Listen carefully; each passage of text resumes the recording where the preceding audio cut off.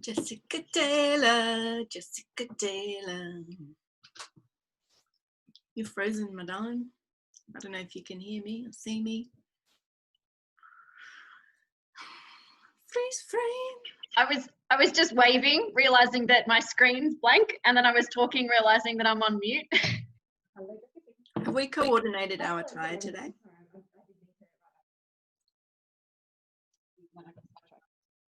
Sorry. No problem. No. No. It's fine. Hi, is it Lungs? Hi, Rachel. Hi. Hi, hello. Hi. I can't see you. Yeah, I'm good. Good. How are you? Good. How do I pronounce your name? Lanshi?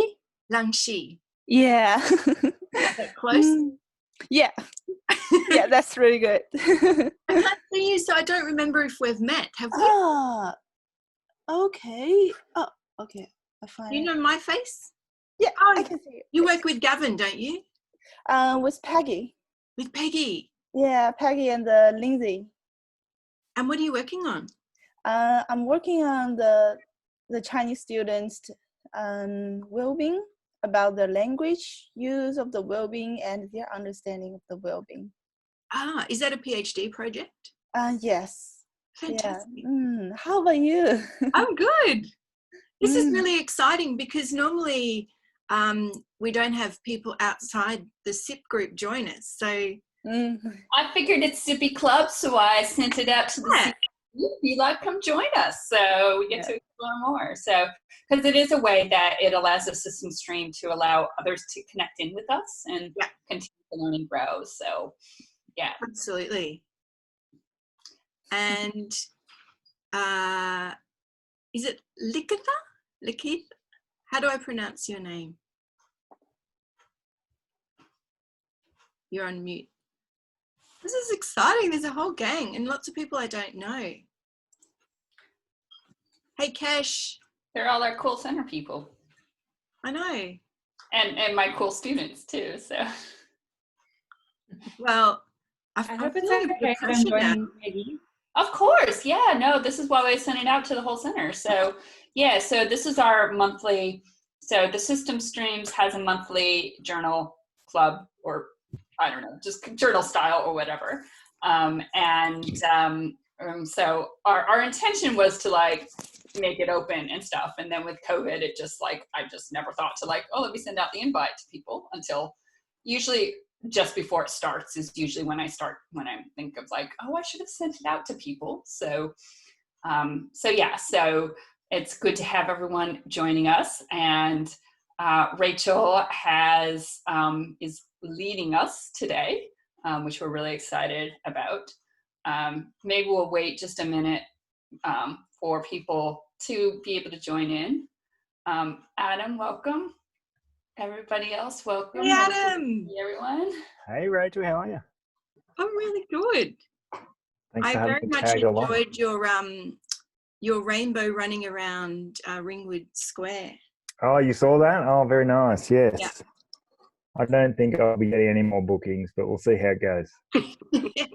Adam, for those who don't know, Adam, he's a MAP graduate and works for the Maroondah Council, and recently for, I forget the acronym of the day. Ida Hobbit. Ida Hobbit. Yeah. So it's what is it? International Day Against Homophobia, Biphobia, and Transphobia. Wow. So Adam starred in a little kind of ad for the council promoting the day. It was not what I signed up for, but anyway, ended up featuring in a short film somehow, but it was fun. Maybe you've started like your entire like filming career. You never know. You have a never know. Different in all the free time that you have. Yeah, that's right. And creating amazing systems change in Maroondah. So I'm wondering if, because this is the first time we've kind of had a extended group, I think maybe we should do a quick who are you around the grounds. I don't know if anyone's heard from Lewis, if he's joining us today. I would think so. So Lewis is in the US and he kind of leads the SIPPy thing. I was on a meeting with him at 5 a.m, so he might be a little tired. Yeah, that could quite be possible. But it wouldn't have been, was it 5 a.m. for him, Aaron? Good point. No. Okay. It might be quite late there now. I don't know. Yeah. It's probably you who's tired, not him. Correct. Yeah, and so some of you won't know each other because some of you are from the centre and some of you aren't. So I might just call people out and get them to quickly introduce themselves. I'll kick off. So I'm Rachel. I'm in the SIPPy group, and my main role is I'm a PhD student at Swinburne in the Centre for Social Impact, but I'm also a MAP grad. So my research is looking at relational energy using social network analysis in social enterprises. So trying to unpack how work relationships contribute to well-being. Adam, you're next on my list, so I'll throw to you. No worries. Thanks for having me along. So I'm Adam, MAP graduate from, what was that, 2018, I guess. Work in local government, so historically youth and children's services, and doing a lot of stuff with our local schools. So my capstone was about trying to do positive education across our whole school network, and recently, just this week, started a new role as a secondment in social health and wellbeing recovery from the pandemic. So local government has a role in terms of responding to emergencies, and they've established a brand new role. So I have no idea what that looks like, which is kind of cool and kind of daunting. Fantastic. Daniela. Hi everyone. I'm Daniela. I'm also a MAP graduate from 2017, and I'm a PhD student at the center. And my research is looking into the connections between yoga and well-being. Fantastic. Kesh. I'm Kesh. I showed up at the doorstep of the Center of Positive Psychology, and they couldn't remove me. So now I just come to everything. The doors are locked now, though, Kesh. But basically, I just collaborate with the Systems Informed Post Psych group around what is Systems Informed Post Psych. Yeah. And you're a MAP grad as well. Yeah. Becky, I'm asking to unmute you. Hi everyone. I'm also a PhD student. I graduated MAP 2016. My PhD research is looking at personality trait of sensory processing sensitivity and good well-being, and I also do a bit of teaching assistant, research assistant work at the centre as well. Thanks, Becky. Lovely Cass. So, hi. I think you unmuted me then, didn't you? Did. And I muted myself as I was trying to unmute. Yeah. Hi, I'm Cass. I am an honorary fellow at the Centre for Positive Psych and part of the SIPPy group. I'm more in the practitioner space. So I have my own consultancy business, which really focuses on systems thinking and systems practice, working with organisations a lot around leadership, culture and change. Awesome. Now, unhelpfully, Zoom has reordered you all. So now I'm trying to remember who I've asked and who I haven't. Han Chao, I'll unmute you. I'm hoping I've said your name correctly. Hello, everyone. Sorry, I have something in my background, so I didn't use the video. Hello, everyone. My name is Han Chao, and I am now doing my PhD in Wellbeing Literacy with Lindsay and Gavin. Nice to see you. I'm just coming see what happened in SIPPy group. Fantastic. Welcome. Jess, I will unmute you. Okay. Hi everyone. I thought I might start with I'm a mother to orphan lambs because I live in a really beautiful part of the world on a farm. And so my little babies are outside at the moment eating their grass. But more connected to the SIP group and research assistant for, or with Peggy for Systems Informed PosPsych. MAP graduate with Adam and with Daniela. Passionate warm data person or player with Kesh, systems thinker with Lewis and Cass, and I know all of your beautiful faces, I think, or actually maybe there's a couple in here that I don't know, but yeah, hi everyone and great to see you all. Thanks, Jess. Isabel, I'll unmute you. Hi everyone, sorry for not having my video on. I'm having some connection issues. It's a bit better with the video off. I'm Isabel. I work at the centre in the measurement stream with TC on the Wellbeing Profiler. And I don't have much interaction with the system stream as is, but I'm very interested in what you guys do. So I thought this was a good chance to get a bit of exposure. And it kind of aligns with my master's study on public health, which I'm completing at the moment. Fantastic. Thank you. Langshmi, I'll unmute you. Hi, hello everyone. Thanks for having me. So I'm also a PhD student at the center and working with Lindsay and Peggy. My project is focusing on how the Chinese international students understand about the well-being and explore their language use about and for well-being. Yeah. Awesome. Thank you. Lovely Lewis. Across the seas. Hi everybody, greetings from California. I am a doctoral student out this way and connected with the SIP group. I'm a MAP grad, I'm a practitioner, all of the above. Happy to be here. I wasn't expecting so many people on our journal club when I thought I was in the wrong place. Surprise. It's so nice, yeah.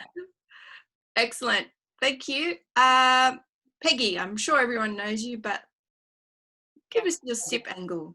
Yeah, so I lead the system stream at the center, and yeah, all of you know me. So, Peter, I will unmute you.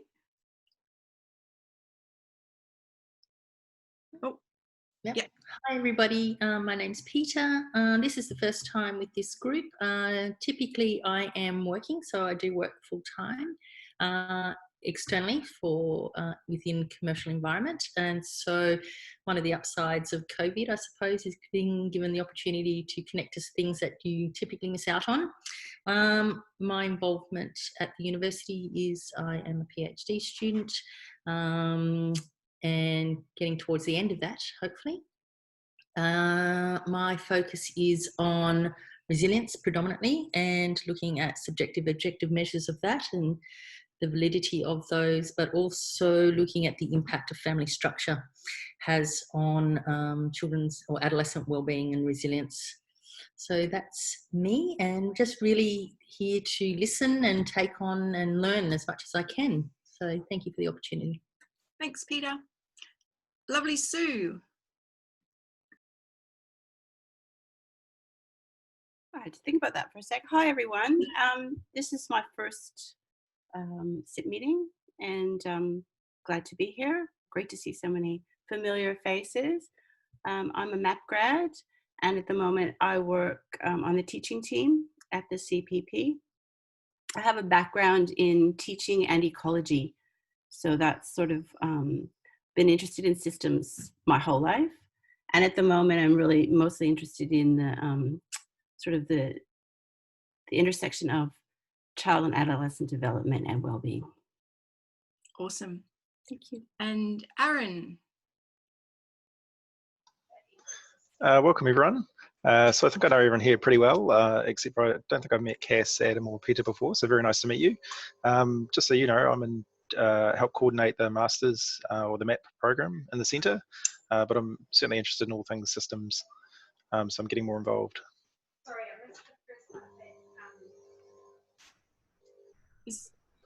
That's me. Oh yeah, sorry, I thought there was someone asking you a question. But Oh, that's the coffee machine in the background. Okay. Does it talk to you? Oh, it does a rinse and a clean every now and then randomly. Right. So I think that was everyone. Have I missed anyone? If I have, just put your hand up, because the thing kept changing on me, so it was hard to follow. And there's somebody said something in the chat. Oh, Lewis, yes, we're here.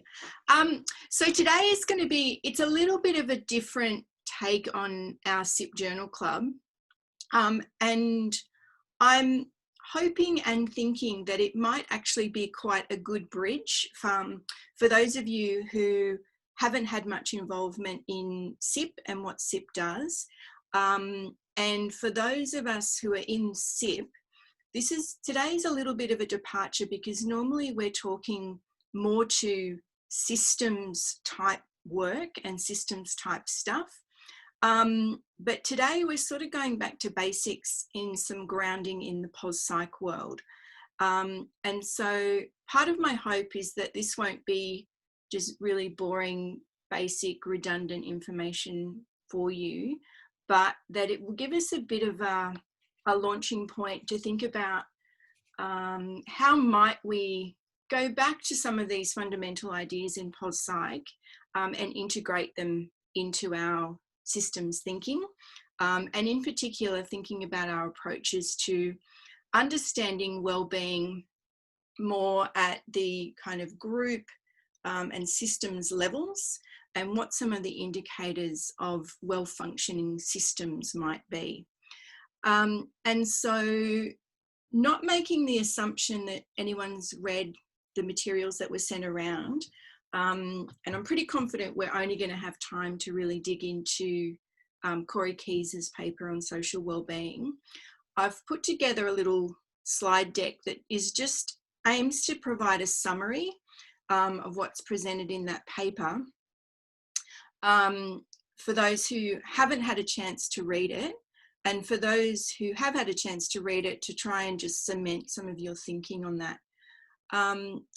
So what I'll do is I'll share my screen and I'll run through the slides, and then at the end, I've pulled together a couple of questions that sort of came out for me as I was reading that paper, thinking about it through a SIP lens.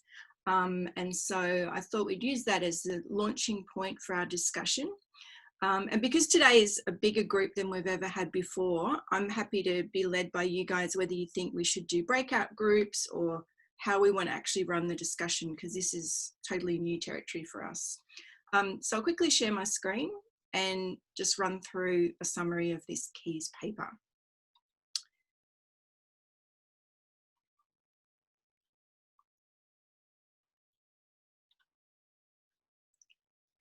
And what surprised me in reading this, and I don't know how many of you have read it in the past, or how, I don't even know how well integrated into MAP this paper is.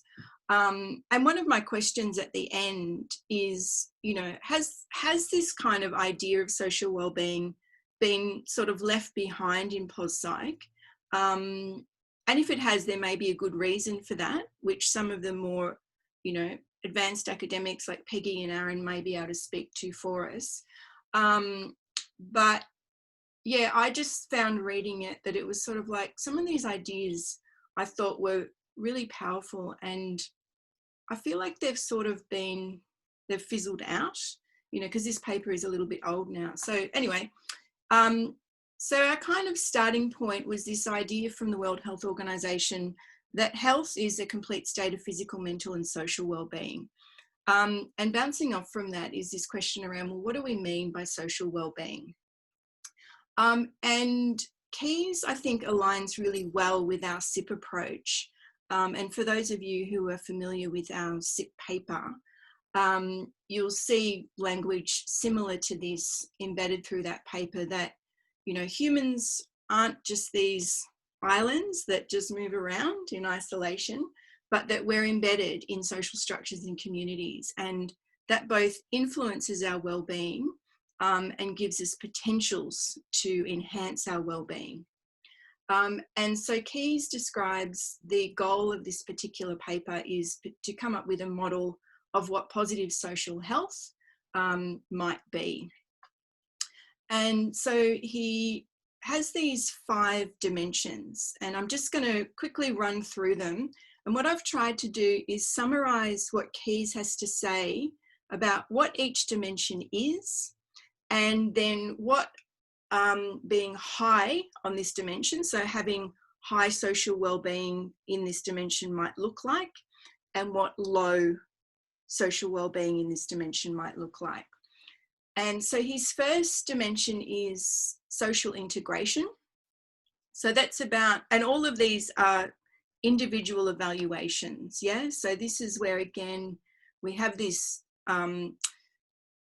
notion in positive psychology, and probably in psychology to a certain degree, that things come back to the individual, and how does the individual evaluate or appraise these factors in their life in light of other ways of trying to measure or understand what well-being is and how we can actually quantify it. So these are all self-evaluations in the Keyes model. So this idea of social integration is about your relationship to society and your community. So is it high quality or is it low quality? And for Keyes, having a high sense of social integration means you feel a part of society.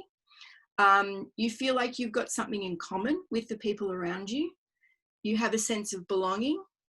You feel close to, and you can derive comfort from the people around you. You perceive your neighbours and your neighbourhoods as trustworthy and safe. So you have a sense that where you live, you are free to flourish. And also there's an active component, which is that there's a desire to contribute and maintain the quality of your immediate proximity.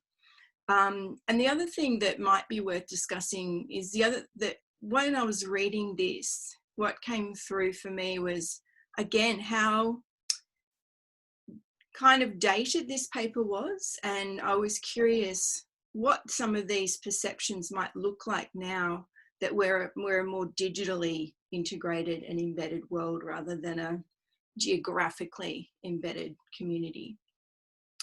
And so then Keyes indicates that social integration at the other end of the scale, so people who are low on social integration have a sense of estrangement, so they feel disconnected from their community, or that they feel like who they are is not reflected in the values of the people around them.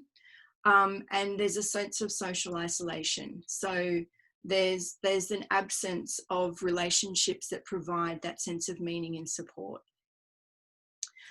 His second dimension is what he calls social coherence.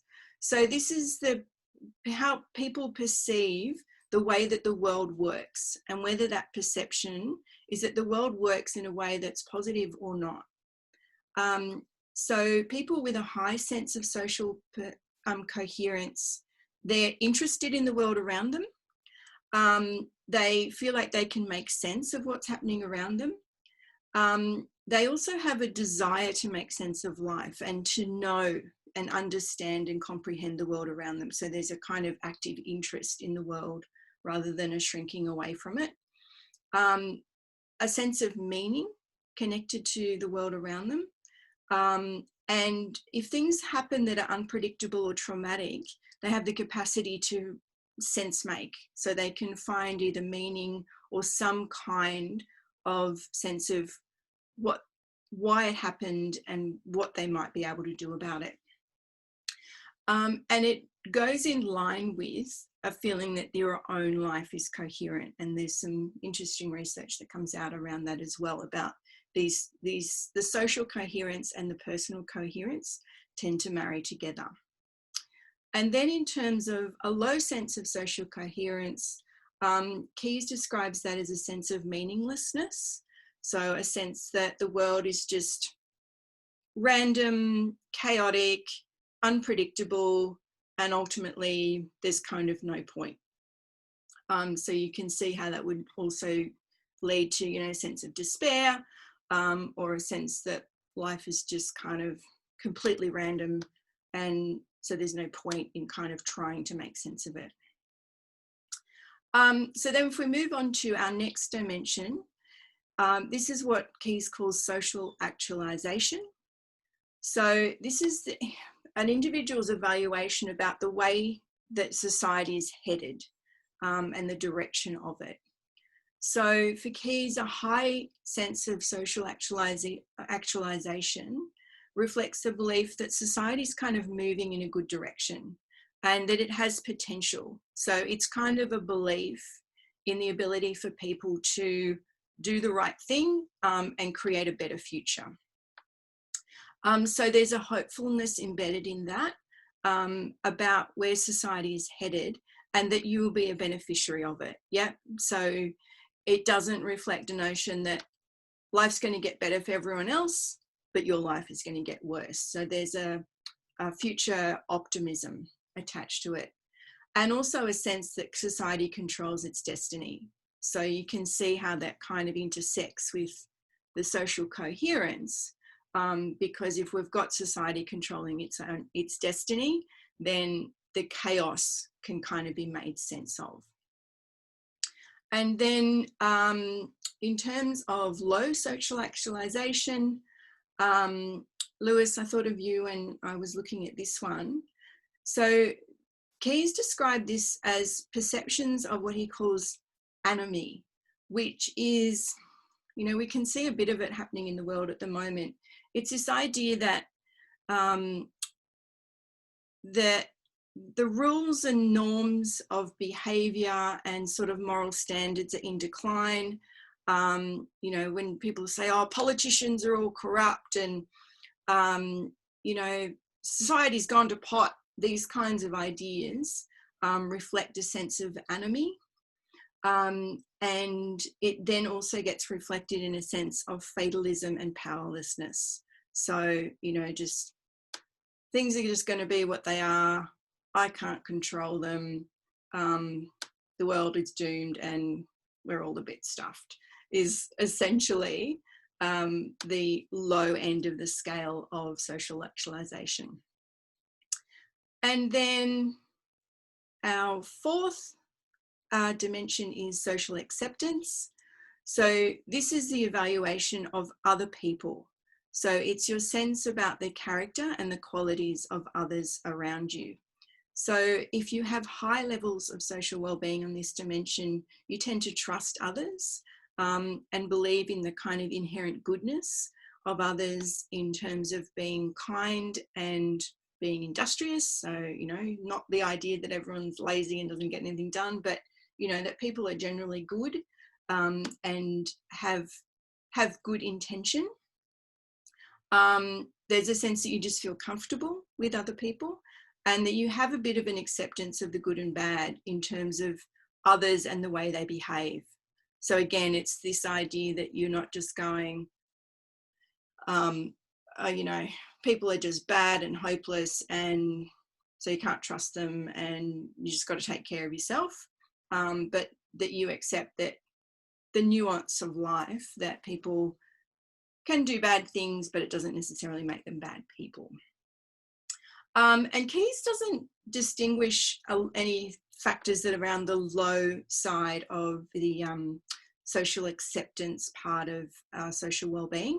So I've just put a question mark there and we may want to fill in that box if we feel so inclined.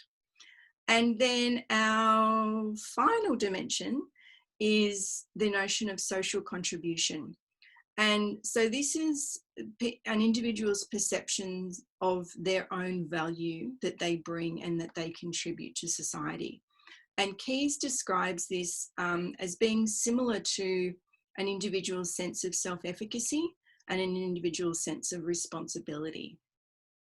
So people with high levels of social contribution will tend to have a sense that they're a contributing member of society. And that they are kind of a social resource, so they're useful, that they'll feel valued by others and that they feel that they contribute to the well-being and, you know, the elevation of others. and they have a sense of responsibility to make that contribution to society as well.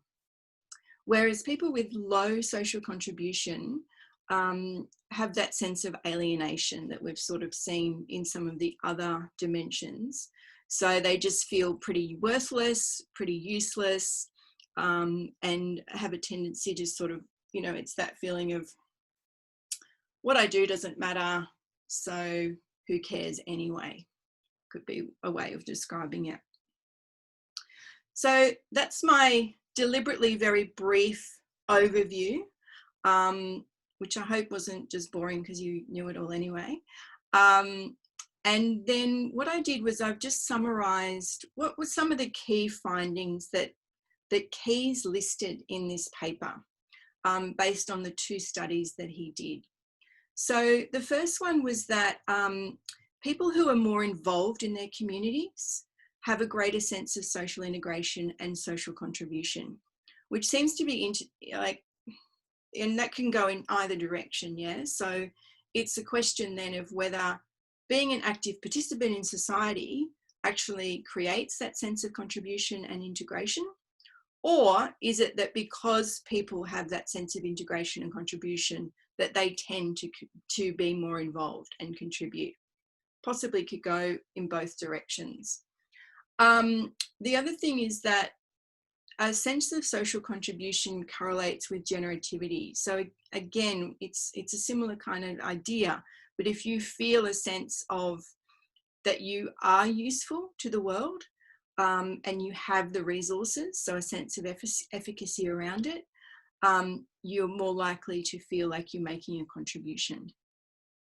And the other really interesting finding that comes out of this study, which I think speaks to a lot of the work that happens around the area of social justice, around economic equality, these kinds of areas that we sort of overlap with, things like social determinants of health and these kinds of ideas, is that people's ability to make sense of the world correlates with their own individual perceived constraints. So if you live a life where your life is complex, random, unpredictable, you've got insurmountable obstacles, you tend to see the world in the same way, which I guess makes intuitive sense, but I think presents some kind of interesting data for us to think about, well, what does this mean for how we can actually help improve people's well-being through helping them navigate the complexities of life. The other 2 kind of key things that came out as findings in this paper was that social well-being tends to correlate with well-being generally, and that social well-being is shaped by these 2 prominent social forces of education, which I think is an interesting one in today's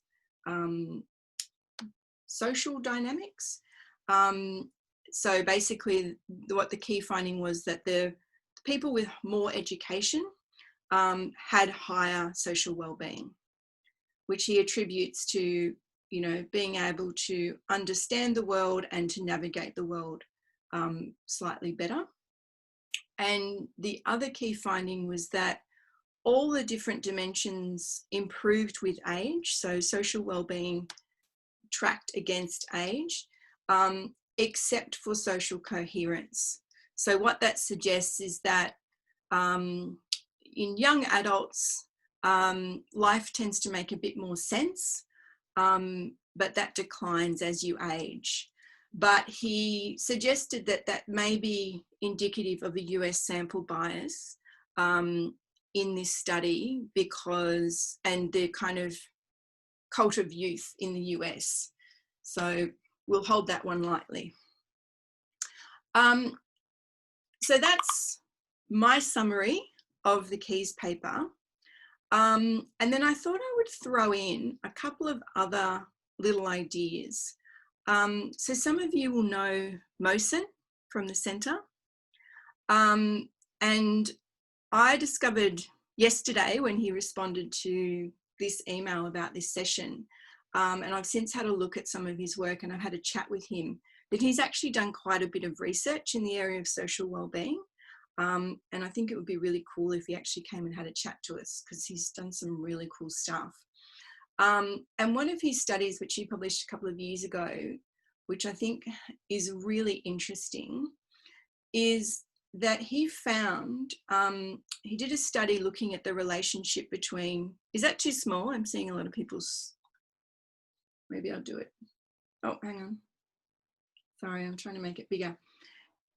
The study that he did, I don't know what it's doing now, found that social well-being was actually a precursor to subjective well-being. And I can circulate the study if you want. Sorry, I don't know what it's doing now. So I found that a really interesting finding, because what it suggests is that if people improve their social well-being, their subjective well-being will be a natural outcome of that.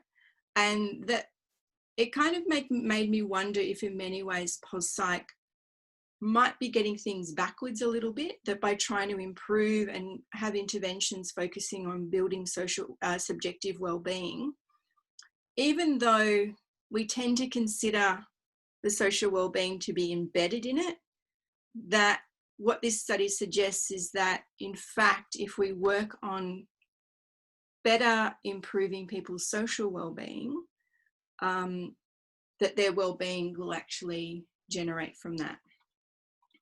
My screen is now frozen. I'm going to stop sharing and see what happens.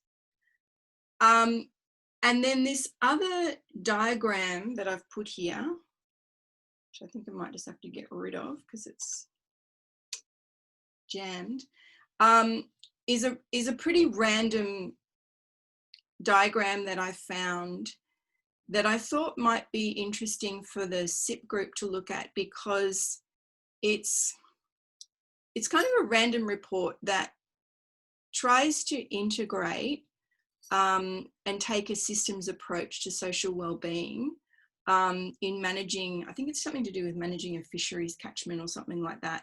But I just thought it was an interesting way of starting to build out a way of thinking about systems and applying it in policy type areas. So these were the questions that I was left with. Rach, we couldn't see that last diagram that you were talking about. This one? Oh, I've stopped sharing, sorry.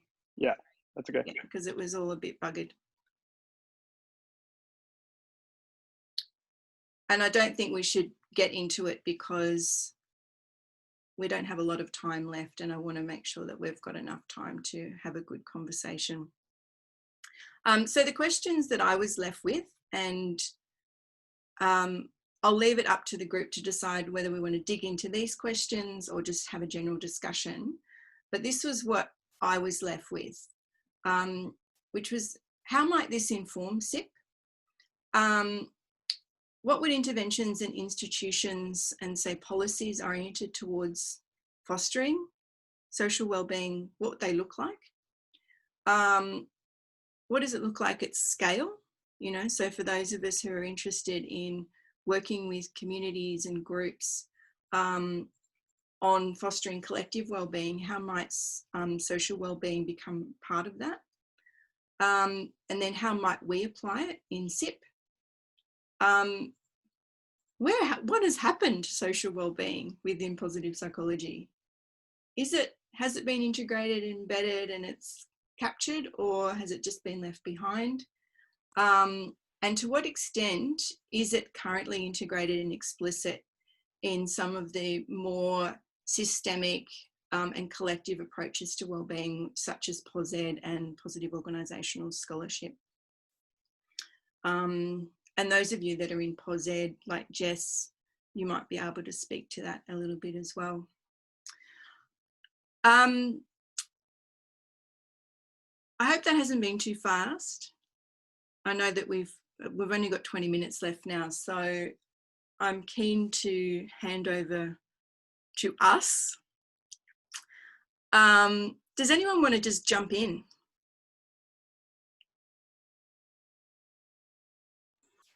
I might throw a few thoughts in there just real quick, and thank you so much for an amazing presentation and really bringing to light.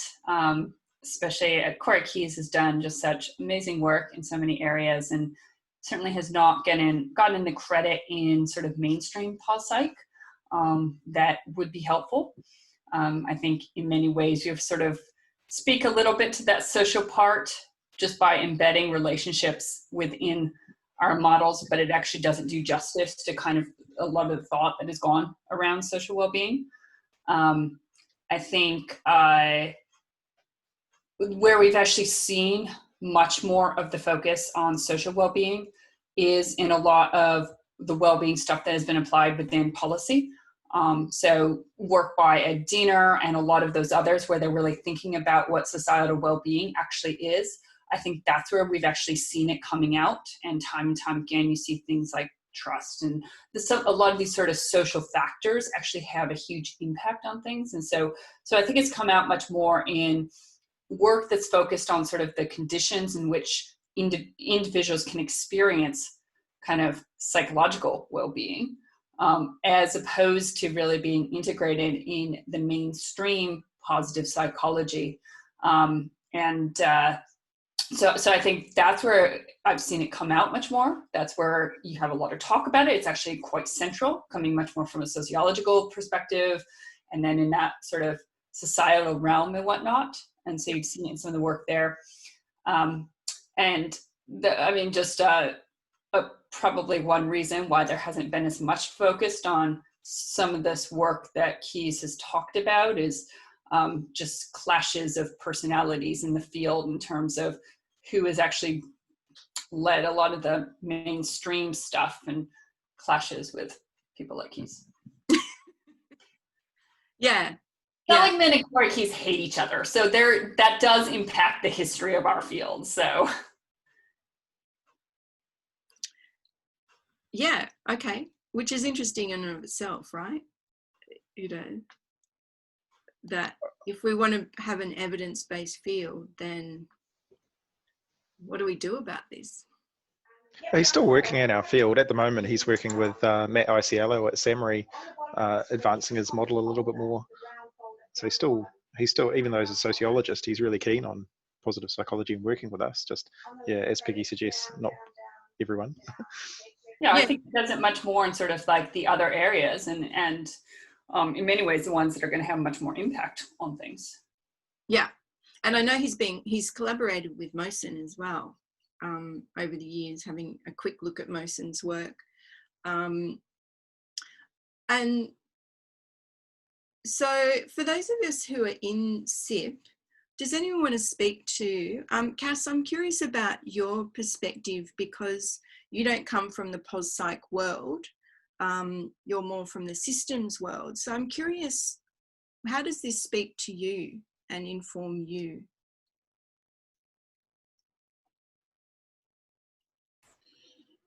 Yeah, am I off mute now? Yeah.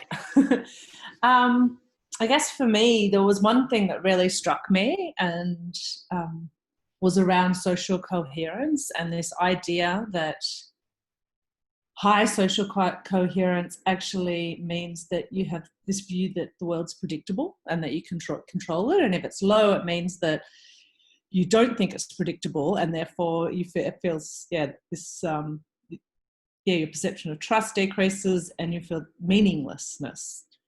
And I thought that's really interesting because I would say from a systems perspective, we all, recognize that in living systems, it's not predictable. It can't be predictable. Yet does that mean that we actually have a low sense of social coherence? So I feel like there's some underlying assumptions there that are informing that. So that was... Yeah, and I think it comes more down to the interpretation of the unpredictability, that if it feels overwhelming and just like random chaos, then that can be disempowering and give you a sense of meaninglessness.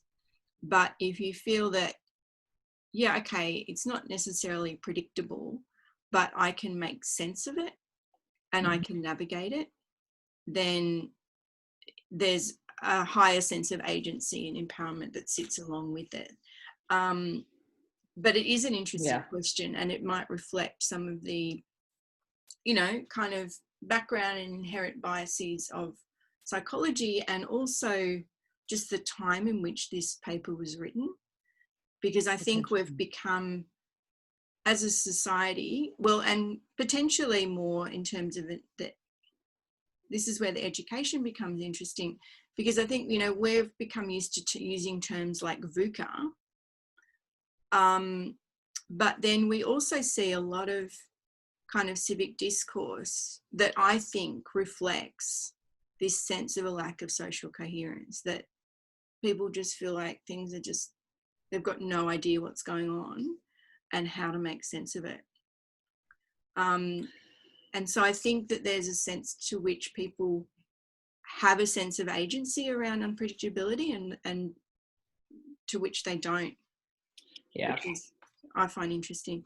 Yeah, totally. That was one of my other notes was, how is that linked to that individual agency?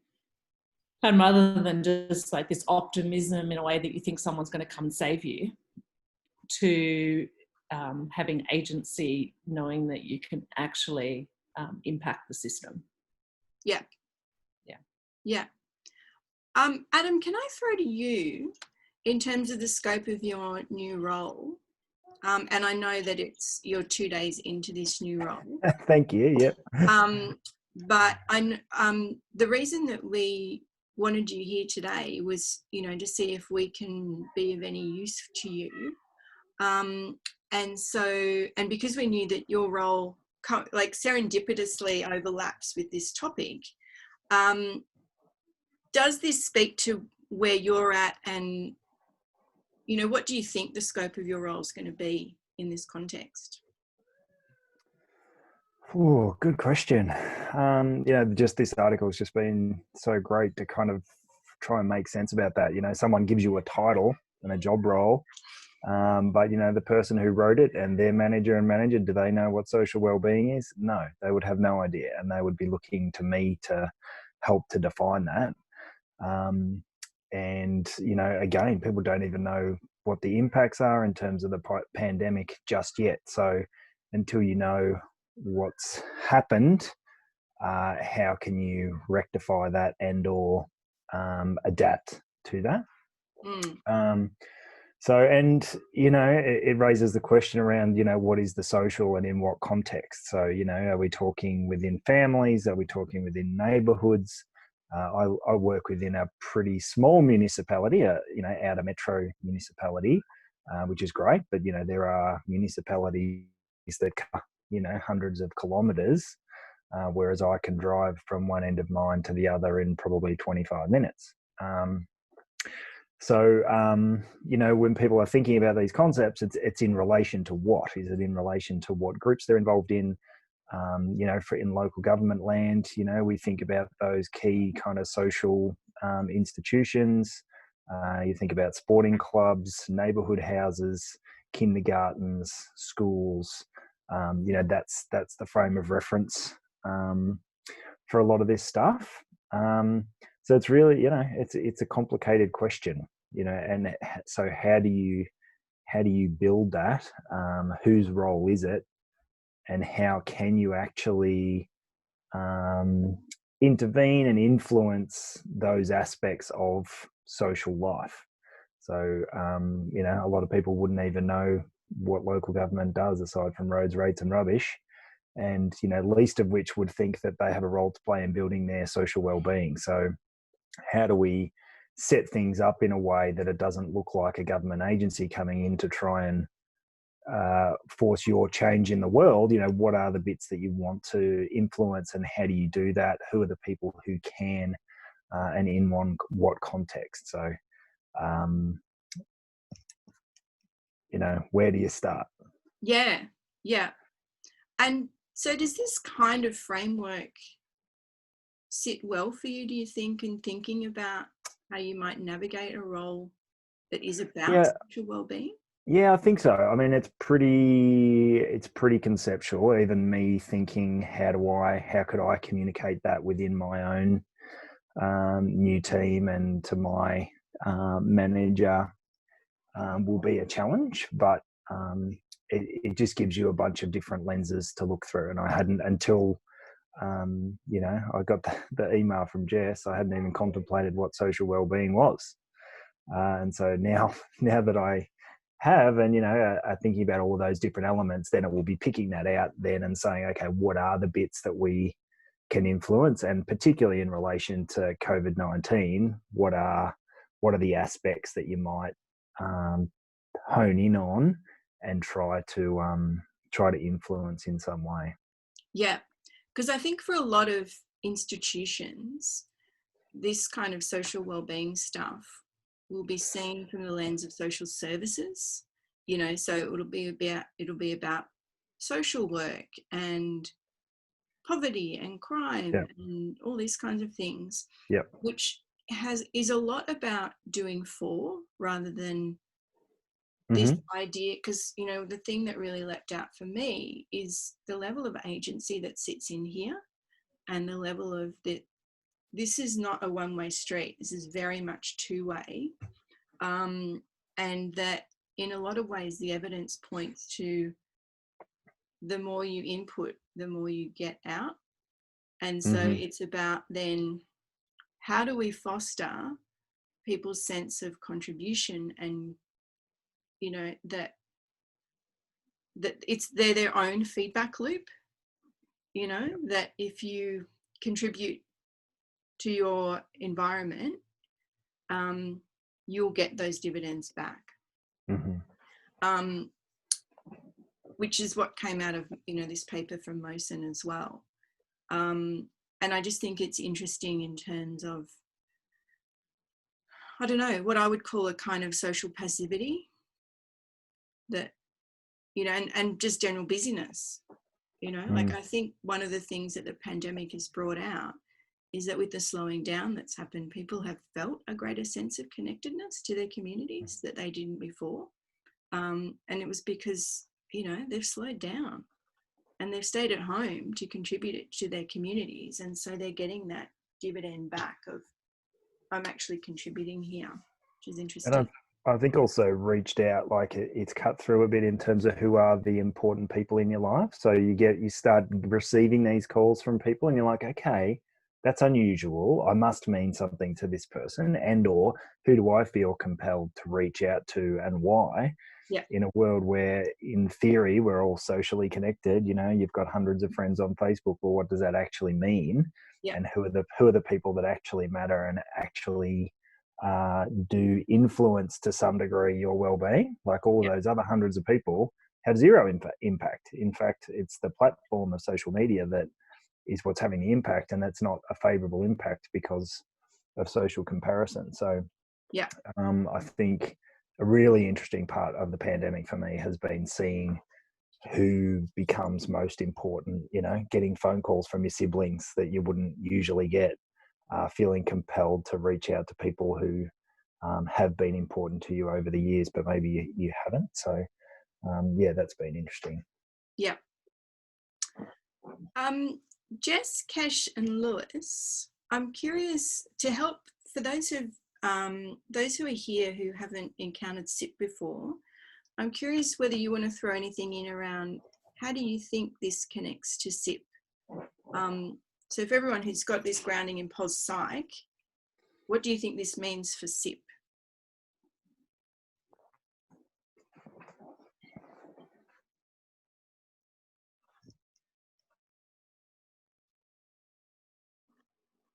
No one wants to go?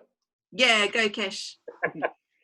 Can you stop sharing your screen, Rachel, just so we can see everybody on the screen? Do you mind? Thank you. Sorry, I'm asking you to share it and not share it. I didn't realize this was, so thank you. Thank you.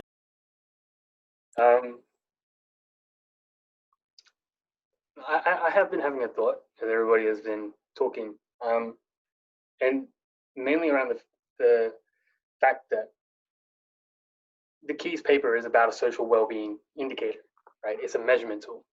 And if you scroll all the way down to the bottom of the paper, they've got the questions that you're asking people. So basically what we're talking about here is like taking temperature, right, in a system.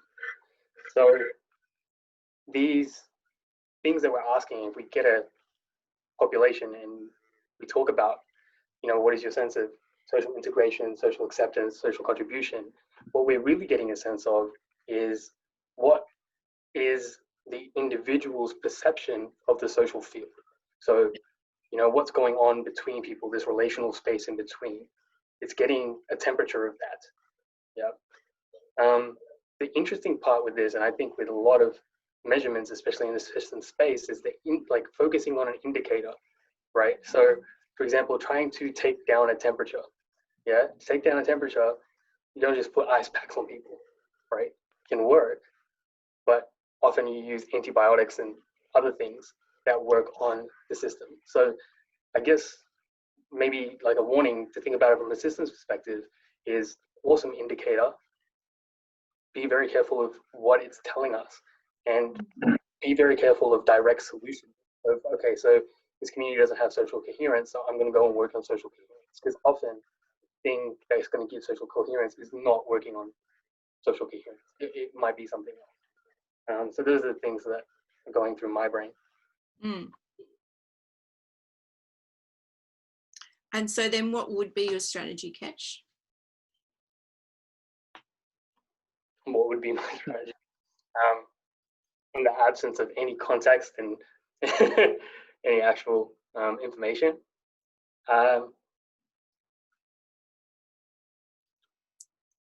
Well, if you go back to your presentation, that second last slide, you were talking about a study done by, what's his name? Mosen. Yep. And what did that study say? What was the key finding? That social functioning, so social well-being, is more likely to be a precursor to subjective well-being than the other way around. Yep. So basically, that if you improve people's social well-being, their subjective well-being will go up. But if you improve people's social well-being, subjective well-being, it's not necessarily going to influence their social well-being. Yeah, great one. So I think about these dimensions like social integration, social acceptance, social contribution, social actualization, and in a lot of those cases, increasing social well-being seems to be participating in the community. So, you could put together a whole bunch of different things to participate in the community. But like you said, what if people are working all the time, or they don't have time, or they don't have resources, or they don't have money? It doesn't matter how many things you put together. Maybe the government, like the council, could take all of the money that they have and give parents like a weekend dividend. Like, we're going to give you $2,000 so you can take Friday off, right? And then you can come and participate in community stuff, something like that.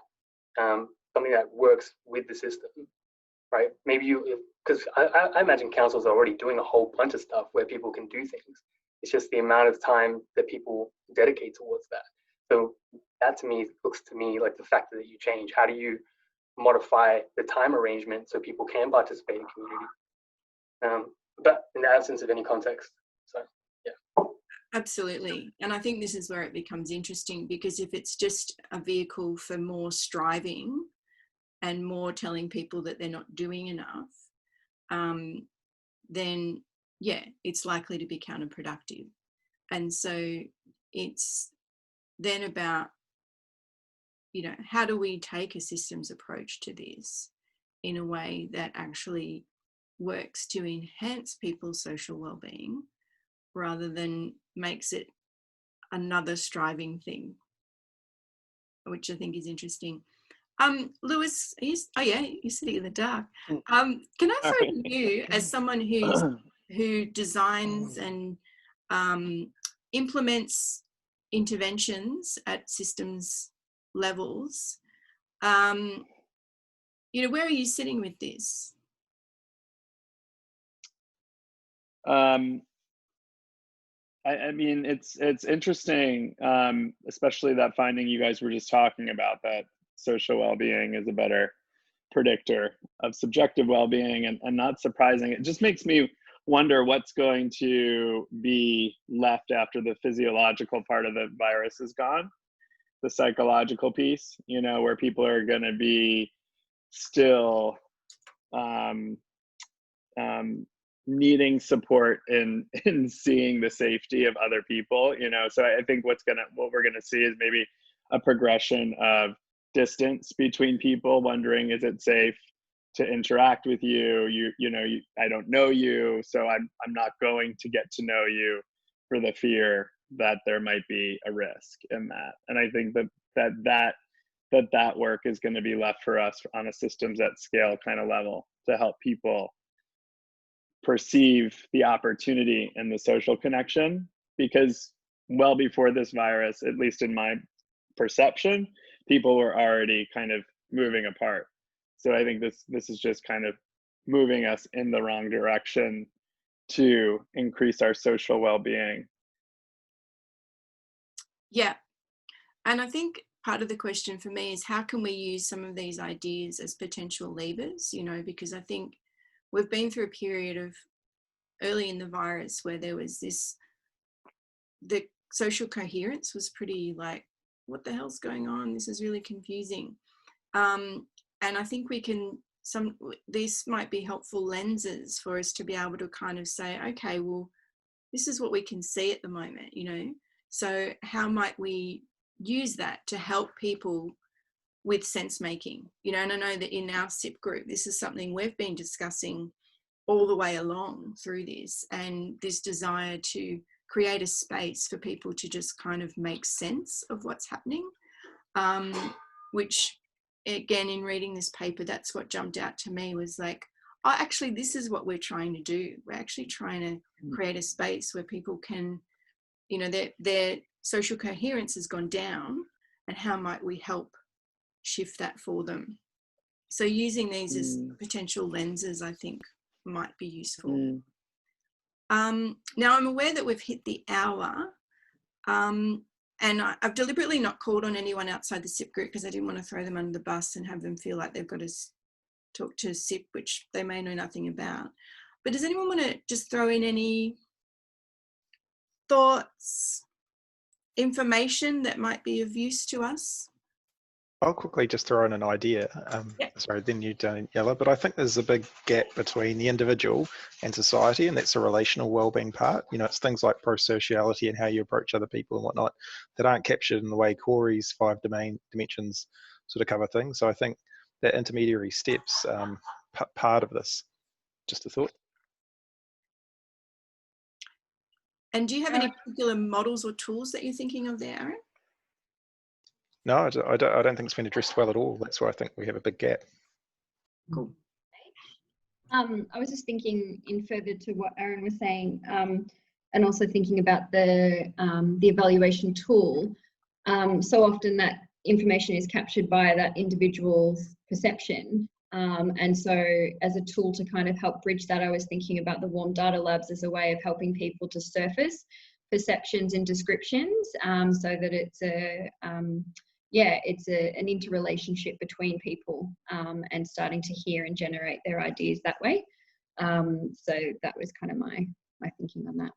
Do you want to just give a quick description of what warm data is, Jess, for those who don't know? Yeah, Kesh, help me out if I get this muddled, but it's looking at a transcontextual approach to the interrelationships that exist within us. So it's kind of the real live interactions that are actually happening sort of from and between and across and through us. And so it's keeping that information in that space, as opposed to extracting it out and then analysing it in its own little isolated context. Thanks. Peter, I think you had something to say, and then look, it's really interesting, and I'm just disappointed it's taken me this long to get here. I work predominantly corporately, not only in Australia but overseas as well, and I've literally just come off a webinar myself that I was hosting, and I was really interested in the conversation excuse me, around government. I'm just sort of wondering what that conversation may look like when we take that into a corporate environment. And we talk about a corporate social conscience, and there's a number of organisations in Australia that have, you know, Education First, which is one of the banks, and so forth. And that sense of self-agency in people nominating is there, but what does that collectively look like? And, you know, some of you may have seen on free-to-air TV a number of organisations paying for advertisements around mental health support, whether that be Beyond Blue and things like that. So that social consciousness there and that social wellbeing connectedness. So part of it is, how do we translate this concept and operationalise it and measure it within a corporate context, and have that not only corporate sponsorship, but then that collective engagement from staff. So that's part one of the question. Part two is, how do we do that in an environment where there is currently a disparity in perception around trust and wellbeing, and particularly trust, leaders thinking that trust hasn't changed or it has improved, and staff thinking, well, it may not have changed, but it's actually gotten worse. So there's a couple of things, you know, my brain's firing on many different things. So I'd be very, very interested to see what that looks like within a corporate context, given that we've spent so much time in that space. Well, the majority of people spend that much time in that space. Yeah, absolutely. Daniela, did you want to check something in? Yeah, I'm thinking about a couple of things. One is maybe considering taking a bottom-up approach, where people can define in their own terms what is social well-being for them, what aspects might that include that maybe they're not considered in those definitions. And the other thing about these the construct, the elements of it, the way that is being measured is from an individual perspective, obviously, but in regards to social well-being. But what I'm thinking about is that it is in relation to me as an individual within society, but it's not looking at what I perceive regarding other people and how that might affect my own well-being as well. And I'm thinking about this social justice and different movements that of equality and stuff like that, that maybe I'm not being directly affected by some situations, but it impacts my well-being too. So yeah, that's just a thought. Thank you. And Sue, I think you wanted to say something. Oh, sorry. I actually, I had a quick question for Jess, which was around the measurement of that, and was it a subjective or an objective measure of within the self? And I really like what Erin had to say, because I read all three papers, and when I read Keyes and the Tay and Diener paper, they really aligned for me. I think that looking at needs theory is really important in looking at the idea of social well-being. And I like the idea of relational well-being as an intermediary between those.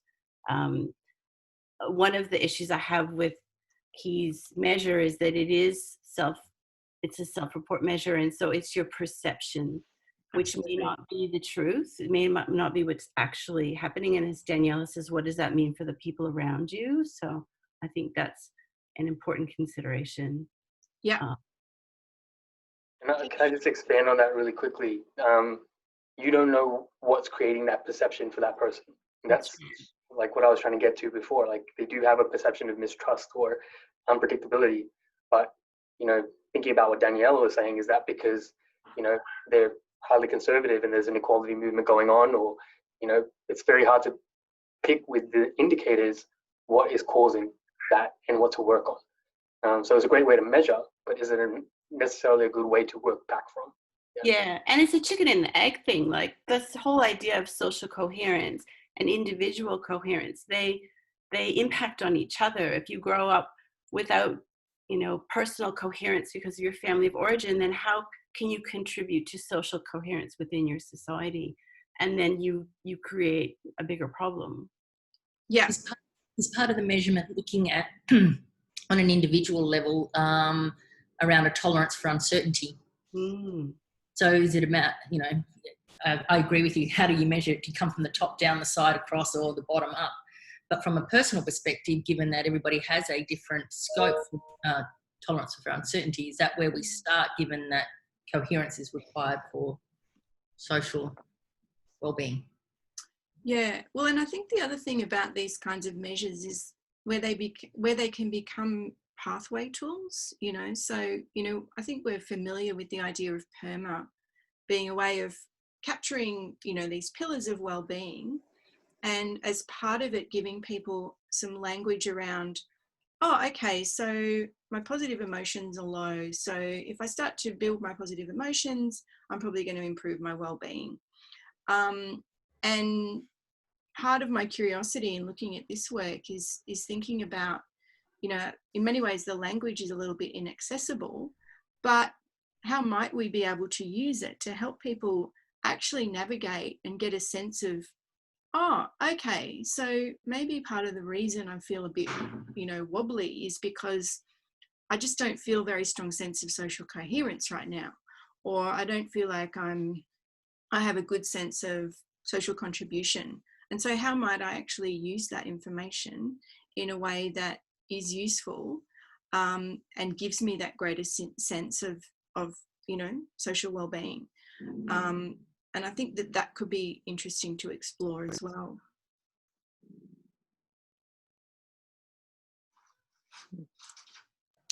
Now, we've gone way over time, which I don't care about, but others might. Do we want to wrap up? Yeah, I'm getting a yes from Kesh. Yeah, I think it's good to wrap up, but really appreciate everyone joining us. Really, Rachel, really appreciate you taking us through that and triggering some good discussion, and I think food for thought for everyone. So really appreciate your sharing on that. And so thank you for everyone for coming. We will have our next SIPPy Club. It's the 4th Thursday of every month. So from 12 to 1, I'll try to remember to pass on information before that time. So Rachel, thanks again, and thanks to everybody. We do have a Slack channel too, because I'm like, yes, we need to end, but I don't know that this conversation is near finished. And waiting another month to have it doesn't feel right. So if anybody wants to chat on that Slack channel, then well, how do they do that? They can just contact me, and then I can forward it to you. Everyone knows how to get you. Yeah, so if you do want to connect in and be a part of the ongoing conversation, just send me a note and we'll connect you in on things for those who aren't already involved on things. And Cass, you and I will keep figuring out how to get on Slack, so. All right, I'm going to jump off, but thank you, everybody. Thank you, Rachel. This was awesome. Yeah, Thank you for your beautiful table. I loved your presentation table. Oh, good. Well, I wrote notes on it. Tell everyone to suck eggs because they're going to know this already. So I'm glad that it was useful. Yeah, no, I like seeing things in, you know, in a really concise way. And I did this in my map. So I've loved this theory all along. But he doesn't really separate it from psychological well-being and emotional well-being. He integrates it. So it doesn't really stand alone. Yeah. Have you seen, Sue, other people that have picked up the idea? Not really. I think as Erin says, there's some work on relational well-being, but I haven't seen a lot in social well-being in this space. So if you look at the anthropological space, yes. And I find that really interesting because we are a hyper-social species. And what does that mean? Because if you're hyper-social, that means that your social system is first before everything else. I do think that was, you know, that's the thing that's going on in my head. And one of the most intriguing things that Rachel put out there was subjective well-being predicts, social well-being predicts subjective well-being. And just really curious if our system just has its priorities the wrong way around, because we often start at individual and work down in like social as an additional. But when we're thinking about things, is it better to just get a gauge of social well-being as an indicator of the field in which everyone sits, and then, you know, work with that? Well, maybe that comes down to measure, because Well, there's no measurement. this is the thing, right? Oftentimes we're deciding because we can't measure everything. So what is the most potent measure to begin with? Yeah. And I think, so did you guys all get Moson's paper, his latest paper? Yeah, I haven't had a chance to read it. He's really interesting because he's a social psychologist, so completely different lens. Yeah, it's a pretty heavy going paper, but it's awesome. And I had a chat with him yesterday to try and unpack it. And then I subsequently went and looked at his stuff, and he's done quite a bit of work in this space. So that paper that I mentioned is from a couple of years ago. But I actually think he would be, so this latest paper that he's put out, or that he's working on at the moment, he actually goes through and he maps the correlations between the 14 measures of social emotional well-being against each other. So it's, I forget what the term's called, some techie thing, stats thing. Anyway, he has these really interesting findings around what I would call the biggest levers of well-being by doing these, I think it's called factor analyses. Yeah. And I think it would be really good to get him along to talk through these papers, because it would really extend this discussion. Oh, and he's great. He's got amazing ideas, and he's very entertaining, isn't he, Daniela? He's hilarious. Yeah. Should we invite him next month? Yeah. That'd be a great idea. Yeah. Should we do that? Great, yeah. Yeah. All right. I'll line him up. Will you send along those papers too, sooner than later? I'd love to see. Yeah, great. Thank you. Yep. We'll do. I have to go, but thank you so much for the presentation Nice to meet you. and the discussion, and it was great. Yeah, thank you. Thank you, Rach. Pleasure. And we'll see you later. See ya. Friends, see ya. Yes. Bye.